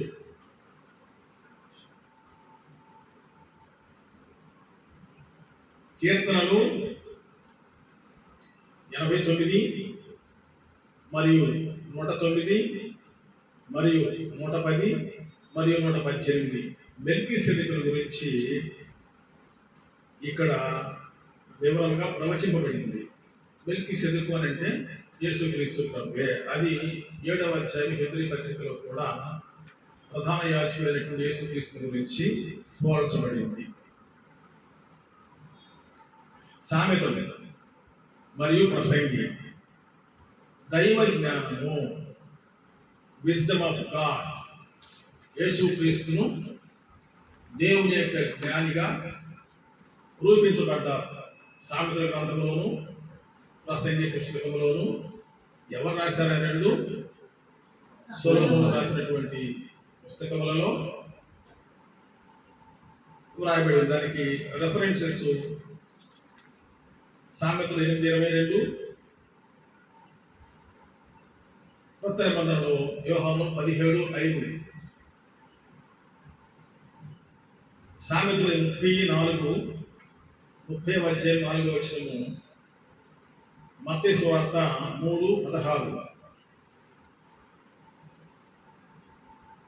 సామెతలు 8:22-31 వరకు. ఇది దైవ జ్ఞానం గురించి, యేసుక్రీస్తు గురించి పోల్చబడినటువంటి వాక్యాలు, ప్రవచనాలు, నెరవేర్పులు. ఇప్పుడు పరమగీతంలో ప్రేమించు పెళ్లి కుమారుడు, the lover and braid groom, పెళ్లి కుమారుడుగా యేసుక్రీస్తు ప్రభువును పరమగీతంలో సొలొమోను రాజు వర్ణించాడు. పరమగీతంలో యెషయా గ్రంథము సఫరింగ్ సర్వెంట్, బాధపరచబడినటువంటి సేవకుడు.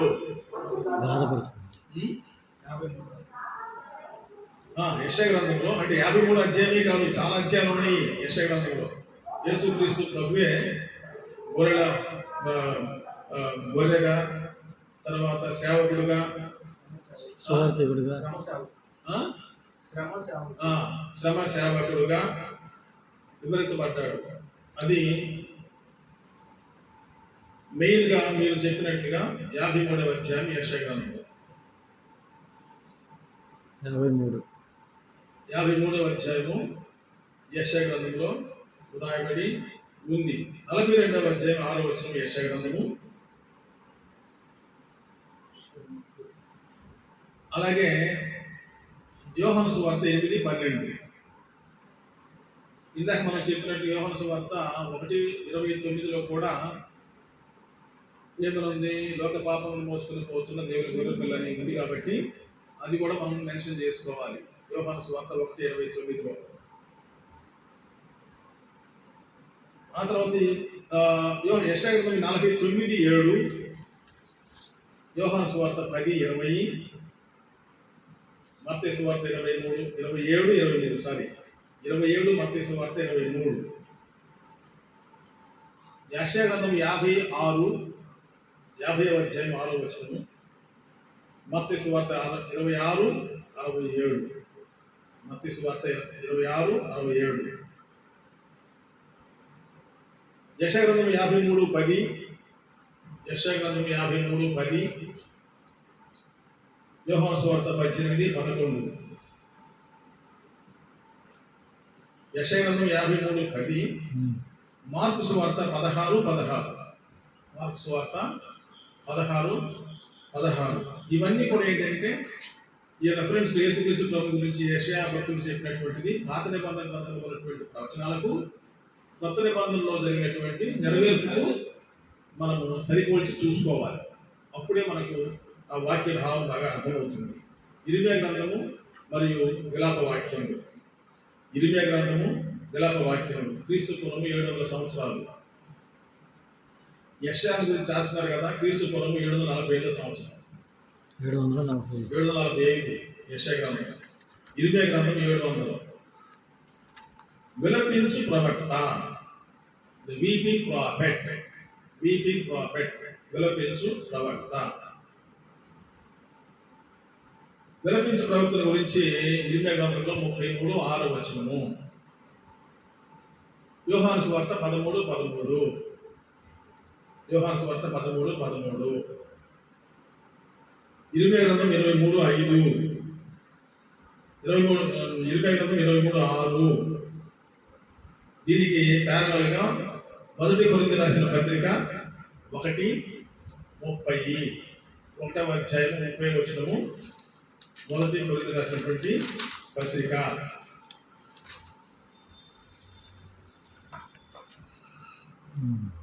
దానియేలు గ్రంథం పరలోక మేఘాలపై దిగివచ్చు మనుష్య కుమారుడు. పరలోక మేఘాలపై దిగివచ్చు మనుష్య కుమారుడుగా పోల్చబడ్డాడు. దానియేలు గ్రంథంలో ఉన్నటువంటి రెఫరెన్సెస్ దానియేలు గ్రంథం 7:13-14, దానియేలు గ్రంథం 7:13-14. దానికి ప్యారలల్గా లూకాసు వార్త 1:31, లూకాసు వార్త 1:31. దానియేలు గ్రంథము 9వ అధ్యాయం 25వ వచనం, దానియేలు గ్రంథము 9:25, యోహాను సువార్త 12:12, దానియేలు గ్రంథము 9:26, మత్తయి సువార్త 27:35, మరియు దానియేలు గ్రంథము 2:34,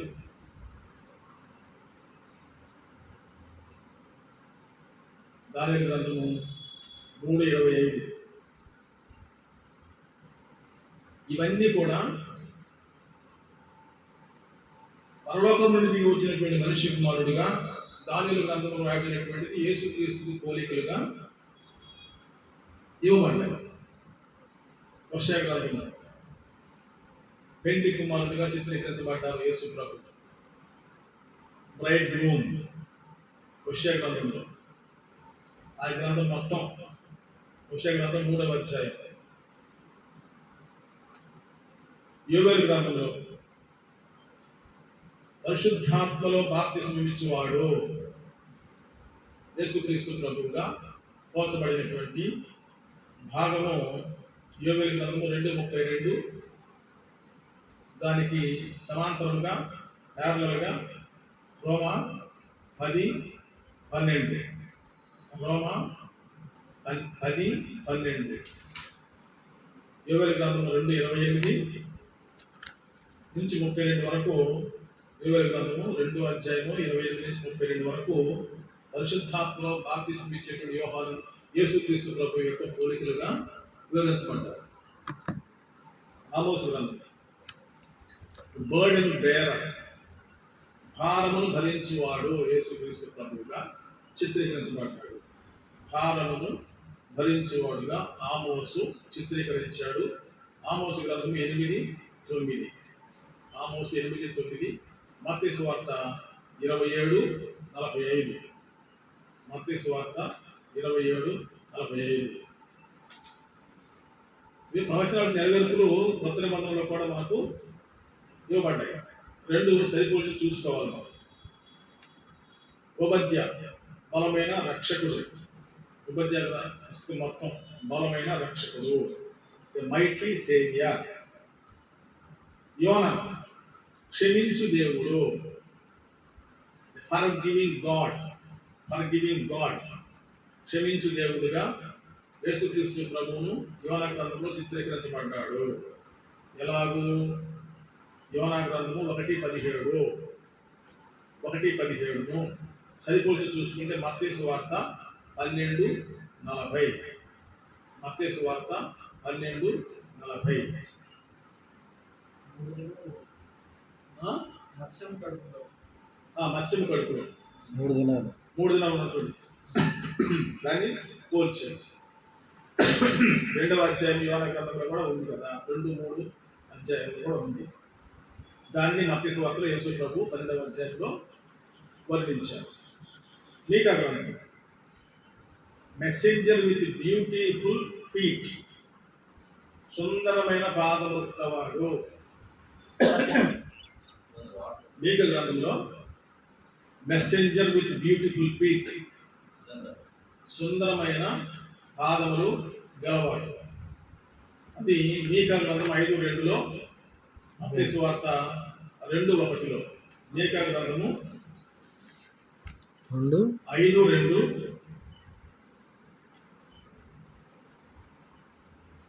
మత్తయి సువార్తలో 2:1-2 వచ్చింది. రివర్స్ చేసుకోవాలి. మీకా గ్రంథం 5:2 అయితే మత్తయి సువార్త 2:5. సో అటు రివర్స్ చేసుకుంటే మనకు గుర్తుంటుంది అన్నమాట.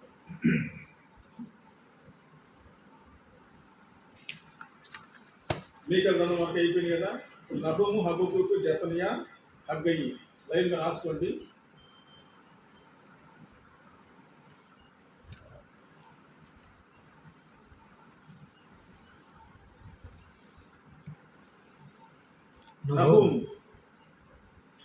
Nahum Avenger of God's elect. దేవుని భక్తులను హింసించు వారిపై పోరాడువాడు. దేవుని భక్తులను ప్రవక్తలను హింసించు వారిపై పోరాడువాడు. 1వ అధ్యాయము, నహూము 1వ అధ్యాయము. హబక్కూకు గ్రంథంలో the great evangelist crying for revival, ఉద్యమము కొరకు మొరపెట్టి దుఃఖపడేటువంటి సువార్థికుడుగా యేసుక్రీస్తు ప్రభువును ఇక్కడ రూపించారు. హెబ్రీ పత్రిక 3:3లో కూడా ఇది వ్రాయబడి ఉంది. హెబ్రీ పత్రిక 3:3లో పోల్చబడింది హబక్కూకు గ్రంథం. జెఫన్యా గ్రంథంలో రెస్టోరర్ ఆఫ్ ది రామ్నెంట్, శేషించినటువంటి వారిని భద్రపరచువాడు. ఎందరో నశించిపోయారు, మిగిలినటువంటి వారిని, శేషించినటువంటి వారిని భద్రపరిచేటువంటి వాడు. రెస్టోరర్ ఆఫ్ ది రామ్నెంట్. జెఫన్యా గ్రంథము 1వ అధ్యాయం.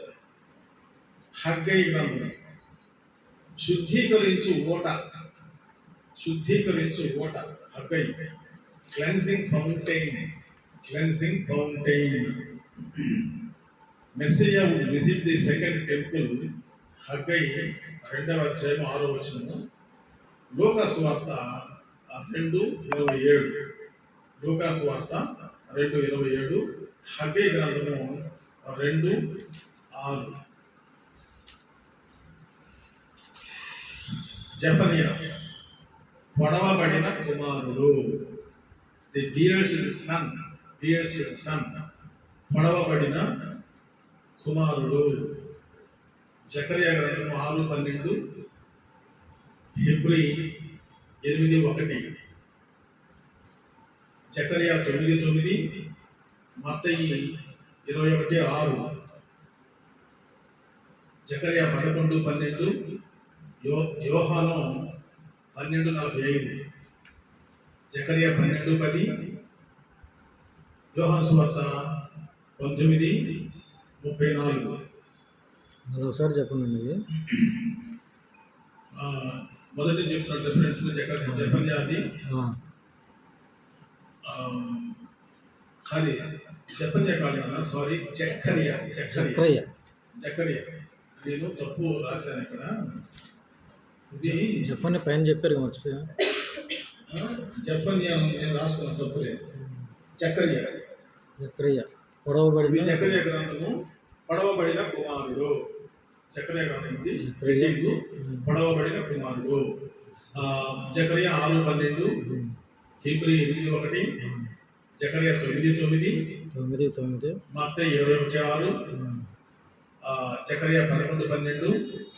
యోహాను సువార్త 12:45. జకర్యా 12:10. యోహాను సువార్త 19:34. సో ఇలాగూ పాత నిబంధనలో పొడవబడినటువంటి కుమారుడైన యేసుక్రీస్తుగా పోల్చబడినటువంటిది కొత్త నిబంధనలో వివరించబడింది. మలాకి గ్రంథంలో నీతిగల కుమారుడు, నీతిగల కుమారుడు, son of righteousness, son of righteousness. మలాకి ఇది ఎప్పుడు జరిగింది? 400 సంవత్సరముల నుండి 430 సంవత్సరముల మధ్యలో జరిగినటువంటి చరిత్ర. మలాకి గ్రంథము 430 నుండి 400 సంవత్సరం వరకు జరిగినటువంటి మలాకి గ్రంథం యొక్క చరిత్ర. ఇంతటితో పాత నిబంధన ముగిసింది.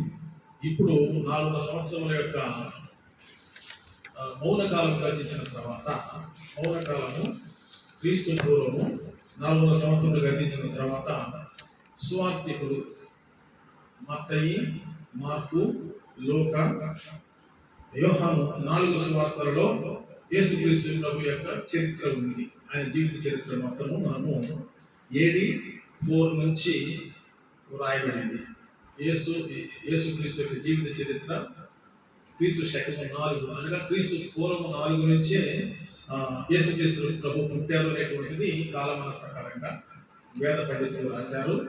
అయితే రోమన్ క్యాలెండర్ ప్రకారంగా ఎలాగ వచ్చింది అంటే క్రీస్తు శకము ద్వారానే ఆయన పుట్టిన దగ్గర నుంచే మనము 1, 2, 3, 4 సంవత్సరాలుగా లెక్కించబడింది. మత్తయి సువార్తికుడు యేసుక్రీస్తు ప్రభువును మెస్సియాగా వర్ణించాడు. మెస్సియా మత్తయి ఏం రాసుకుంటే మెస్సియా అనగా తన ప్రజలను వారి పాపముల నుండి రక్షించువాడు. మత్తయి సువార్త 1:1 అంటే son of David, king of the juice. మత్తయి సువార్త 2:2 సన్ ఆఫ్ గాడ్. మత్తయి సువార్త 2:15 బ్రైడ్ గ్రూమ్. మత్తయి సువార్త 9:15. ఈ విధంగా 4 భాగములుగా మత్తయి సువార్తికుడు యేసుక్రీస్తు ప్రభు యొక్క జీవిత చరిత్రను రాయగలిగాడు. నేను మళ్ళీ చదువుతున్న 4 భాగాలని. మత్తయి సువార్తలోది సన్ ఆఫ్ గాడ్. రెఫరెన్స్ మీరు చెప్పండి. రెఫరెన్స్ చెప్పండి మీరు. 1:1 మత్తయి సువార్త. కింగ్ ఆఫ్ ద జ్యూస్ అంటే యూదుల రాజు. రిఫరెన్స్ చెప్పండి. మత్తయి 2:2 సన్ ఆఫ్ గాడ్ దేవుని కుమారుడు. మత్తయి సువార్త 2:15 సన్ ఆఫ్ గాడ్ అండి. Sun of God. Braid groom పెళ్లి కుమారుడు. మత్తయి సువార్త 9:15. మరి ఎందుకు ఇలాంటి నామకరణాలు ఈ సబ్జెక్ట్ ఉన్నటువంటి భాగములుగా విభజించి మనం ఎందుకు రాసుకుంటున్నాము, చదువుతున్నాము అని అంటే బిట్ బై బిట్ భాగములుగా విభజించి, హెర్మనాటిక్స్ అంటేనే ఇదే భాగం, అర్థం అంటే ఇదే. దేవుని యొక్క వాక్యాన్ని యేసుక్రీస్తు ప్రభు యొక్క జీవిత చరిత్రను మనం ఇలా విభజించి చదువుకొని అర్థం చేసుకుంటే మనం బోధించడానికి మనకు చాలా ఉపయోగంగా ఉంటుంది. అందుకని మనం ఇలా విభజిస్తున్నాం. మార్కు సువార్తలో ఏం రాశారు? మిరకిల్ వర్కర్ అంటే ఆశ్చర్యకరుడు. మిరకిల్ వర్కర్ అంటే అద్భుతాలు చేసేటువంటి వాడు. 3 భాగాలు. హోలీ వన్ ఆఫ్ గాడ్ దేవుని యొక్క పరిశుద్ధుడు అర్థం. మార్కు సువార్త 1:24.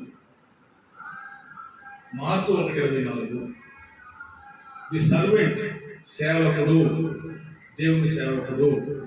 మార్కు సువార్త 10:45 కింగ్ ఆఫ్ ఇస్రాయేల్ యొక్క రాజు. మార్కు సువార్త 15:32 మార్కు సువార్త 15:32 లూకా సువార్త ఎలాగో వర్ణించాడు యేసు ప్రభువుని అంటే సన్ ఆఫ్ మ్యాన్ అంటే మనుష్య కుమారుడుగా వర్ణించాడు.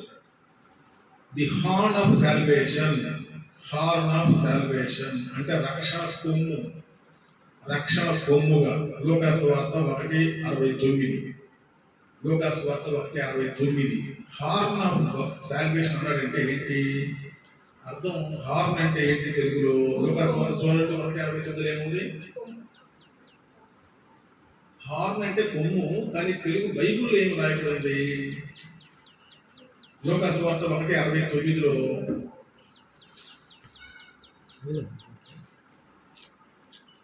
లూకా సువార్త 1:69 ఏమని రాయబడింది?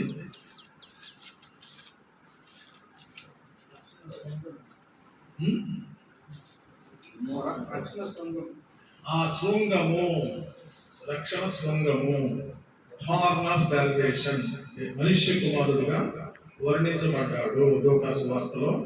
రక్షణ శృంగము యేసుక్రీస్తు ప్రభువు. ఎంత చక్కగా రాశాడండి. రక్షణ సంఘం. The consolation of Israel. లూకాసు వార్త 2:25. లూకాసు వార్త 2:25. లూకా 2:25. Consolation of Israel. ఇక్కడేం రాశాడు తెలుగులో? 2:25 లూకాసు వార్తలో.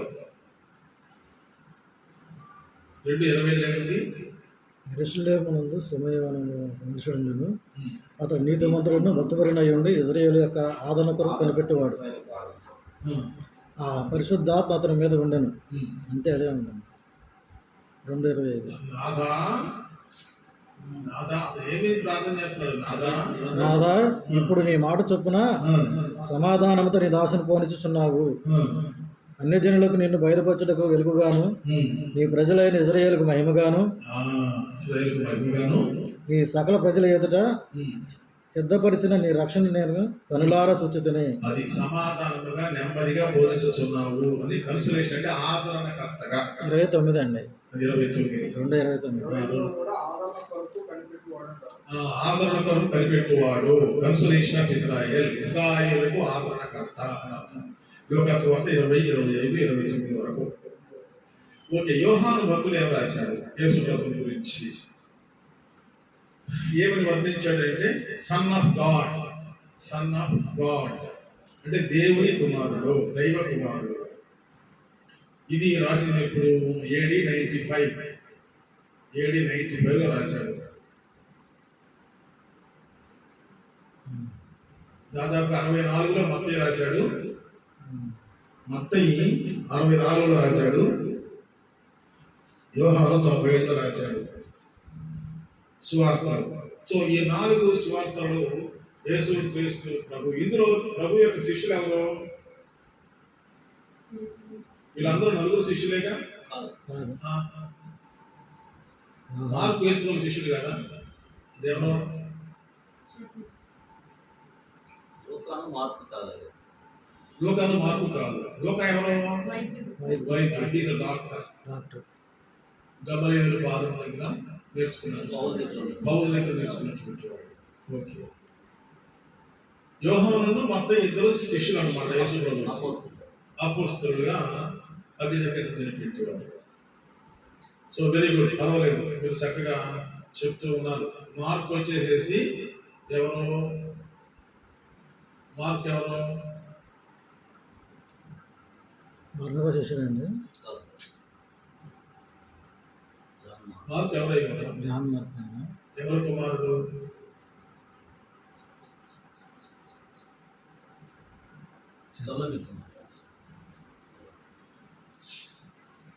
మార్కు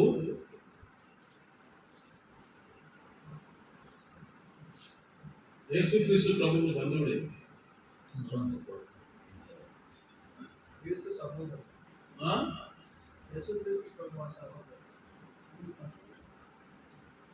అందరూ సహోదరులే. మత్తయి, యోహాను, లూకా యేసు ప్రభు శిష్యులు. లూకా వచ్చి వైద్యుడు. అపోస్తలుల కార్యములను లూకా సువార్త రాసినటువంటి వాడు లూకా. ఎవరికి రాశాడు మొదట? థియోఫిలస్. ఆ తర్వాత లూకా రాశాడు. అపోస్తలుల కార్యములను రాశాడు. సో ఇప్పుడు మార్కును వెంట పెట్టుకొని పోవాలి అని అన్నమా అంటే అది వ్యతిరేకించాడు పౌలు. ఈ మార్కేనా? డౌట్. ఆయన అనుకుంటున్నాను. ఓకే, చరిత్ర చేసి మళ్ళీ దాని గురించి మనం వివరిద్దాం. ఓకే, ఇప్పుడు 4 సువార్తలలో యోహాను సువార్త చెప్పాలి. యోహాను సువార్త గురించి చెప్పాలి. యోహాను సువార్తల గురించి మనము రిఫరెన్స్ చెప్పుకుంటే కరెక్ట్గా చెప్పేస్తుంది, నేను రాసుకుంటా ఉండండి. యోహాను సువార్తలో దేవుని కుమారుడు యేసుక్రీస్తు గురించినటువంటి సన్ ఆఫ్ గాడ్ గురించిన రిఫరెన్సెస్. యోహాను సువార్త 1:14, 1:29, 6:35, 8:1, 8:58, 10:7, 10:11, 11:25, 14:6, 15:1. ఇవన్నీ కూడా యోహాను భక్తుడు యేసుక్రీస్తును దేవుని కుమారుడిగా పోల్చి వివరించినటువంటి వాక్య భాగాలు. అందరూ రాసుకున్నారా? అపోస్తలుల కార్యములలో యేసుక్రీస్తు ప్రభు, ఆరోహణుడైన ప్రభు అయిన క్రీస్తు. మొదటి అధ్యాయంలోనే మనం 2వ అధ్యాయంలో కూడా చూస్తాం యేసు ప్రభు యొక్క ఆరోహణం గురించి. అపోస్తలుల కార్యంలో 3:15, 10:42, 7:52, 28:21. దీనికి వివరం చెప్పాడు. ఎలాగంటే ప్రిన్స్ ఆఫ్ లైఫ్. అపోస్తలుల కార్యంలో 3:15 జీవాధిపతి అంటారు.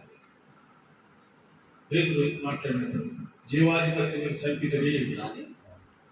3:15 మీరు జీవాధిపతిని చంపితిరి కానీ దేవుడు ఆయనను మృతుల నుండి లేపను. ఓకే, చాలు చాలు.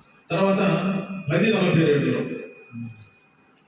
Judge of the living and the dead, చనిపోయిన వారికి మృతులకును తీర్పరైనటువంటి వాణిగా యేసుక్రీస్తు ప్రభువును వర్ణీకరిస్తున్నాడు ఇక్కడ 10:42. సజీవులకు మృతులకు న్యాయాధిపతిగా నియమించినవాడు.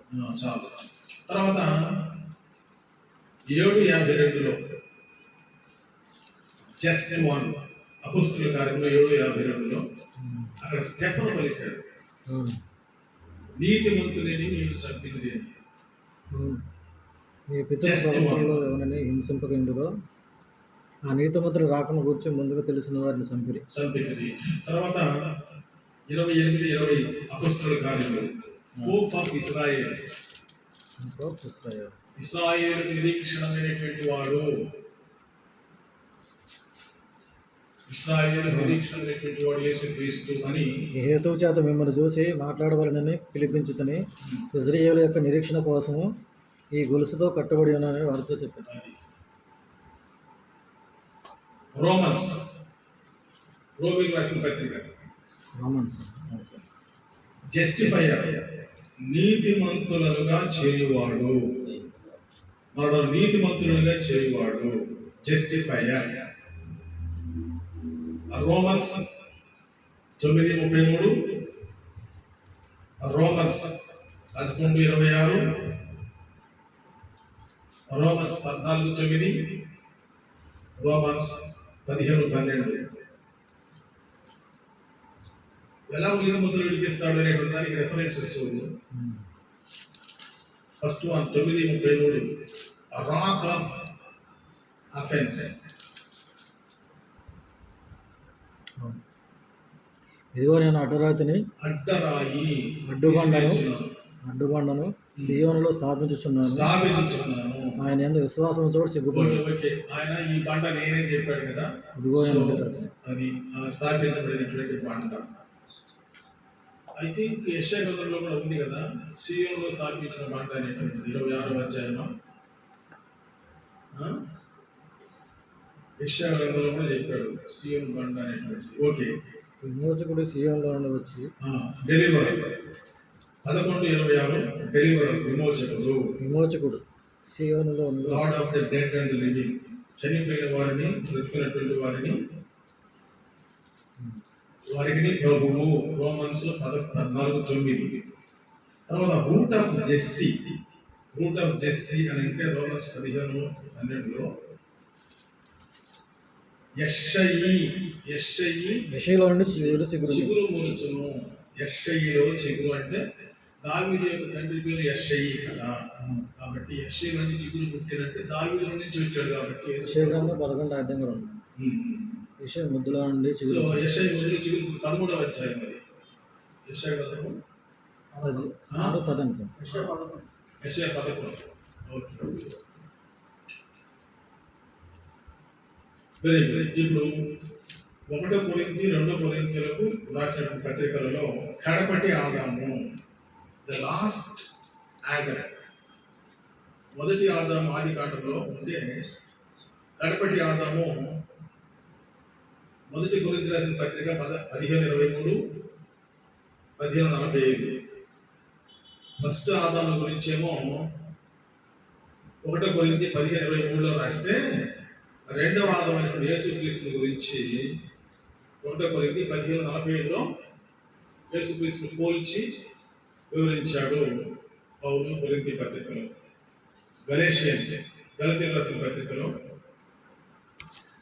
ఎలా వర్ణించాడు? మనలను స్వతంత్రులుగా చేయువాడు, one who sets us free, స్వతంత్రులుగా చేయువాడు లార్డ్ జీసస్ క్రైస్ట్. గలతీ పత్రిక 1:3, గలతీ పత్రిక 1:3. ఎఫెసీయులకు రాసిన పత్రికలో ది క్రైస్ట్ ఆఫ్ రిచెస్, ధనవంతుడైన క్రీస్తు. Riches, Christ of riches. Ephesians 1:22, 2:20, 2:20. Philippians, God who meets our every need, మన ప్రతి అవసరతను తీర్చు దేవుడు. Philippians 2:9, 2:9. Colossians, fullness of Godhead. కొలసీ పత్రికలో అదృశ్య దేవుని సర్వ సంపూర్ణత అయిన దేవుని స్వరూపము కలిగిన వాడు. Fullness of God head, fullness of God head. అదృశ్య దేవుని స్వరూపి, అదృశ్య దేవుడైన స్వరూపి, సర్వ సంపూర్ణత కలిగిన వాడు. Image of the invisible God. తులసి పత్రిక 1:15, 1:18, 1:18, 1:27. సో మహిమా స్వరూపుడిగా, అదృశ్య దేవుడిగా, సర్వ సంపూర్ణత గలవానిగా ఇక్కడ వర్ణించబడ్డాడు. పత్రికలన్నిటిలో కూడా నేను బాగా చదివినప్పుడు చూసినటువంటి కొలసీ పత్రిక మాత్రము యేసుక్రీస్తుని నిజమైనటువంటి దేవునిగా వర్ణించగలిగినటువంటి పౌలు చక్కగా రాశాడు. కొలసీ పత్రిక మాత్రం fullness of the Godhead. 2:9లో ఏం రాయబడింది? కొలసీ పత్రిక 2:9లో దేవుని యొక్క సర్వ సంపూర్ణత ఆయన యందు గుప్తమై ఉన్నది. సర్వ సంపూర్ణత, దేవుని యొక్క సర్వ సంపూర్ణత. 2:9 చదవండి. దేవత్వం యొక్క గాడ్ హెడ్, దేవత్వం యొక్క గాడ్ హెడ్, దేవత్వం యొక్క సర్వ పరిపూర్ణత శరీరముగా క్రీస్తునందు నివసించుచున్నది. ఒక్క మాట అంటే సర్వము యేసుక్రీస్తులో దైవత్వం ఎలా దాగి ఉన్నదో ఒక్క మాటలో చక్కగా రాశాడు పరిశుద్ధుడైనటువంటి పౌలు. 1-2 తెస్సలోనికీయులకు రాసిన పత్రికలో ద సూన్ కమింగ్ కింగ్. తెస్సలోనికీయులకు రాసిన పత్రిక యేసుక్రీస్తు యొక్క రెండవ రాకడ గురించి చక్కగా వివరించాడు. 1 తెస్సలోనికీయులకు రాసిన పత్రిక 4:16లోను, తర్వాత 2వ తెస్సలోనికీయులకు రాసిన పత్రిక 3:16లోను కూడా తప్పు రాశాడు ఆయన. 1 తెస్సలోనికీయులకు రాసిన పత్రికలో 4:16, 2వ తెస్సలోనికీయులకు రాసిన పత్రికలో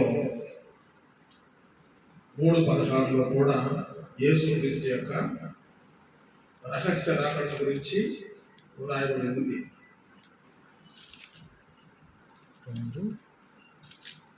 4:16 కదా? 4:16 ఆర్భాటముతోను అదే చాలు. తర్వాత 1-2 తిమోతి పత్రిక, 1-2 Timothy. Mediator between God and man, దేవునికి మానవులకు ఉన్న మధ్యవర్తి. తిమోతికి రాసిన పత్రిక 1:17, 2:5. మీడియేటర్ 2:5, మనుషులకు దేవునికి మధ్యవర్తి. ఒకటండి. 1 తిమోతినా? 1 తిమోతి 2:5, 1:17. 1:17, 2:5. తీతు పత్రిక బ్లెస్డ్ హోప్ శుభకరమైన నిరీక్షణ 2:13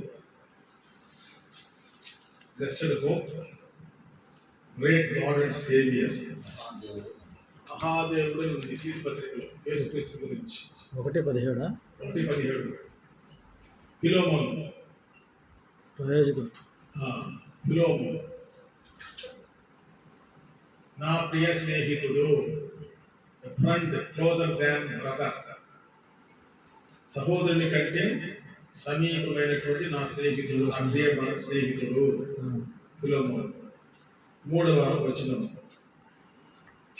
హెబ్రీయులకు రాసిన పత్రికలో నా పాపములను కడిగివేయు రక్తము నా పాపములను కడిగివేయు రక్తము the blood that washes away my sins హెబ్రీ 1:2 2:17 12:2 హెబ్రీ 1:2 2:17 12:2 2:17లో ఫెయిత్ఫుల్ హై ప్రీస్ట్ నమ్మకమైనటువంటి ప్రధాన యాజకుడు 2:17 నమ్మకమైన ప్రధాన యాజకుడు 12:2 విశ్వాసముల కర్తయు దానిని కొనసాగించేవాడును ఆయనే 12:2 హెబ్రీ పత్రిక. తర్వాత యాకోబు గ్రేట్ ఫిజిషియన్ లేదండి గ్రేట్ ఫిజిషియన్ గొప్ప పరమ వైద్యుడు యాకోబు పత్రిక 2:1 5:9 2:1 5:9 1-2 పత్రికలు పేతురు ప్రధాన కాపరి గ్రేట్ ఫిజిషియన్ యాకోబు పత్రికలో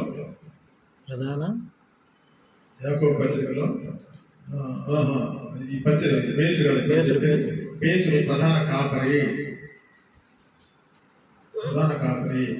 1 పేతురు 2:4 5:4 2:4లో లివింగ్ స్టోన్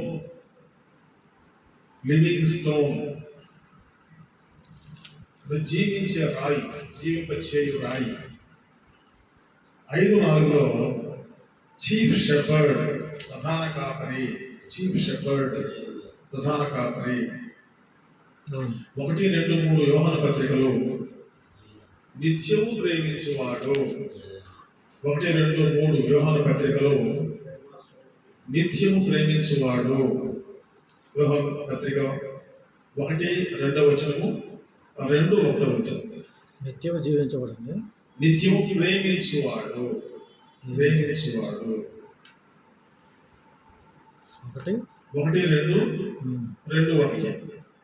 రెఫరెన్స్ మొదటి ఆహనండి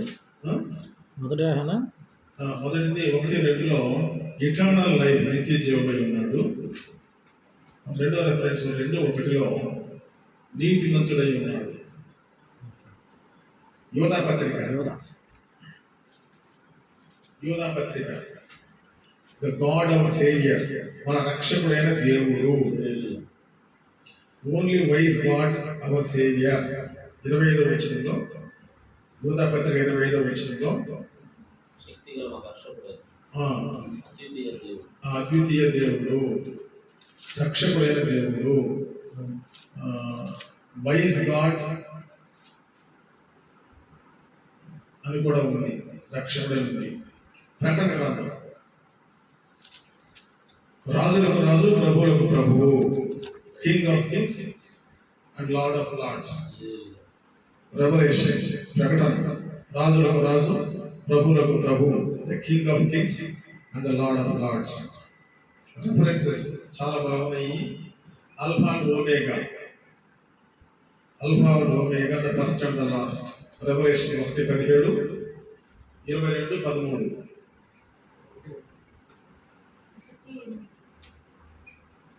line of the tribe Judah Rajasimham